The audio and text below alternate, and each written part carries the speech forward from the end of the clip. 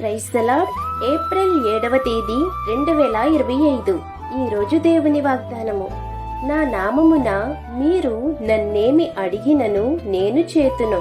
యోహాను సువార్త 14వ అధ్యాయము 14వ వచనము. దేవుణ్ణి ముందు నమ్మకముతో అడిగితే ఆయన నీకు సమాధానమిస్తారు. యేసయ్య నీ ప్రార్థన వింటారు. నీ హృదయ కోరికలు తెలిసిన దేవుడు నీ మంచికే అవసరమైన దాన్ని అందిస్తారు.